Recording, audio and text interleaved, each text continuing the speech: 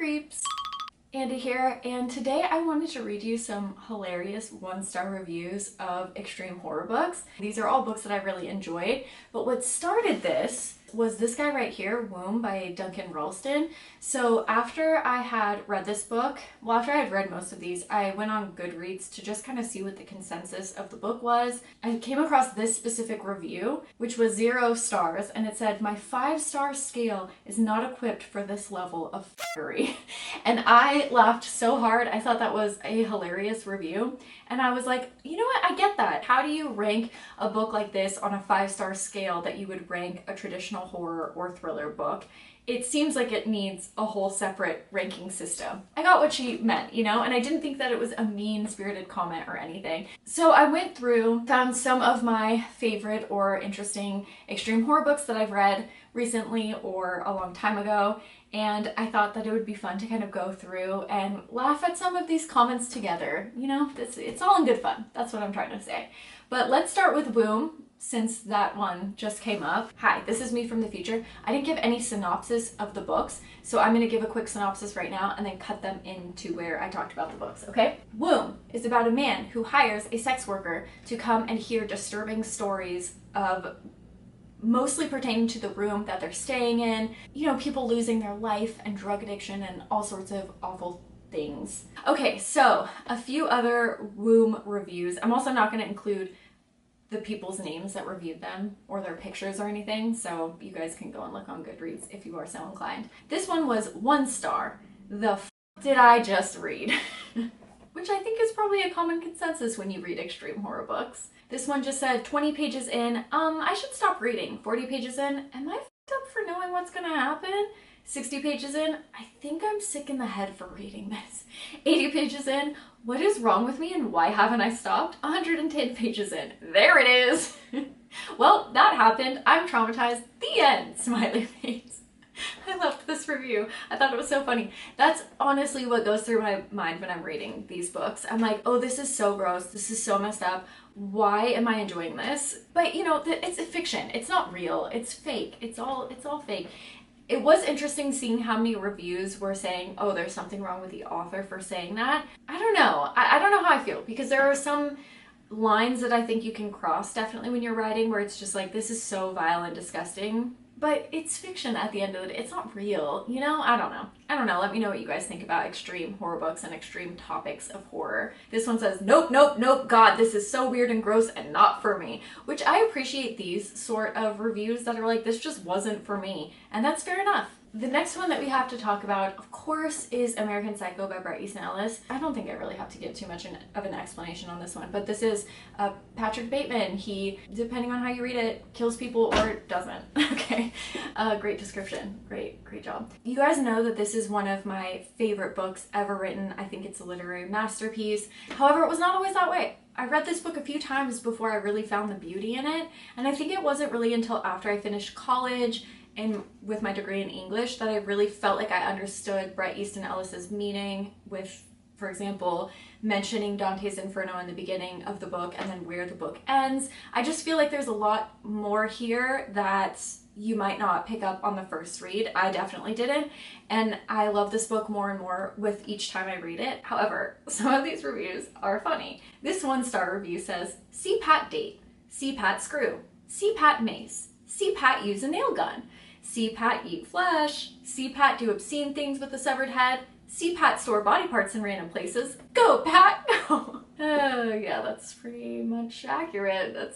She's not wrong. What the hell did I actually finish reading? Now I need therapy. Yeah, I mean, yeah, makes sense, I guess. Next up, let's do Tender as the Flesh by Augustina Bastrika, another extreme horror book that you guys know I love. This is a dystopian about a world where our livestock is infected by viruses, so we cannot consume them. So instead, we produce humans to consume. And so there's kind of a hierarchy in humanity of humans that are to consume and to be consumed. This one says 1 star, Army Hammer's wet dream.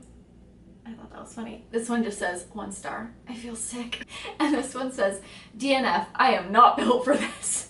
Which is, again, fair, you know? These are the kind of comments that I can appreciate. Next, let's talk about cows. This is a review that made me laugh so hard. It says 1 star, complete and utter trash. Get it? Because it's about cows. Oh, it's about cows. It's about a man and his mother, and they have a horrible relationship. She's very abusive towards him and feeds him food that is making him ill. And he works at a slaughterhouse, and there's a group of cows that speak to him that try to get him to seek revenge on someone that's been killing cows over the decades. This cow's review says, Can I just say, this cow's review? Stoko would also do well to note that all cows are female. Cattle is the word he was looking for almost 200 pages. And at first I was like, oh, that is true. Because I do think that the male cow, the main cow, is a male. And then I was like, wait, hold up. The cows speak to this man. It's about bestiality and eating fecal matter and cows talking, and this is your problem with it? That's a little wild to me. I just thought that that was kind of funny, that was your problem with the book. Cows talking, totally fine, completely understandable, makes sense. Okay, all right. This one says 1 star. What the hell did I just read? But then there's an emoji with a smiley face and a cowboy hat. This one just says, I have many, many regrets. And I feel these reviews, like this was a really hard book to get through. I didn't hate it the way that a lot of these reviewers did. I did actually enjoy the book. I thought it was entertaining, but I also get where these people are coming from. Like, it's a vile book. It's hard to get through. So I think that almost being an extreme horror writer, I don't know, if there's any extreme horror writers that are watching this video, let me know. But I feel like being an extreme horror writer and getting a 1-star review isn't necessarily a bad thing. It's a testament to how well you are approaching the story. I also thought it was funny that a lot of the reviews are like, extreme just to be extreme. It's like, it's an extreme horror book. What do you expect it to be about? Fucking sunshine and rainbows, Danielle? Pick up another book. It was a little weird, some of the reviews about the extreme horror books. But again, to each his own. You're allowed to have your own opinion. I just think it's a little silly to comment on an extreme horror book saying that it was extreme to be extreme. It's in the fucking title. What do you mean? Anyways, this one says, I didn't actually want to read this, but it felt like I had to. I'm glad that's over with and I can forget this book ever existed. But I've got bad news for you, Rachel, because this book will, I think, forever be imprinted on your mind, because I'm still thinking about this book and I read it probably like a week or so ago. This one I love. It just said, my face the entire time.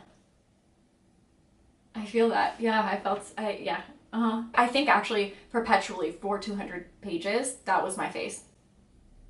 Yeah, I can attest to that. This one just says, nope. And this one says, this one actually is a good question. How does one think to write this? And that, I feel like, yeah, how do you just sit down and you're like, you know what, I'm gonna write a book about eating fecal matter and fucking cows. It'll be great. I'm not talking badly about the book. Like, it is an entertaining book for me personally. Wouldn't recommend it. I'm not saying read it, but I do think that that is a funny question to ask. And this one just says 1 star, vile. This one says 1.25 stars, which I thought was an interesting mix-up from the 1 star. And it says, I've never had so much and so little to say.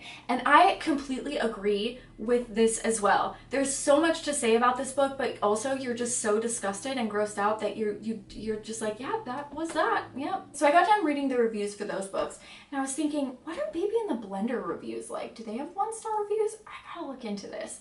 So Baby in the Blender, if you don't know, is a book, I mean, it's in the title. It's about eating babies and just awful, awful, horrendous things. It's about also, what do you call that when you f your sister? Incest. A lot of incest in there, a lot, okay?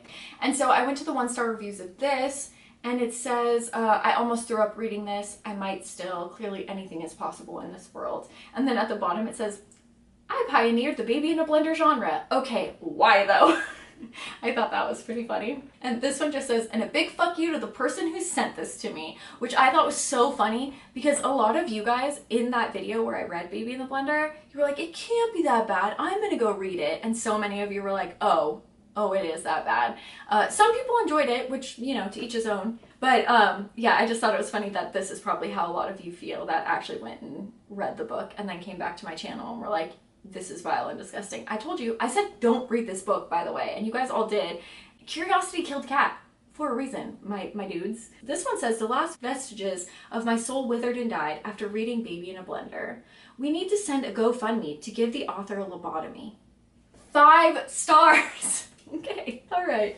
And then the last one that we have here is Dead Inside by Chandler Morrison. You guys know I loved the crap out of this book. I thought it was great. This one says 1 star. We get it. You dead girls. This one says, nope, nope, no fucking way. This one says, I made a mistake.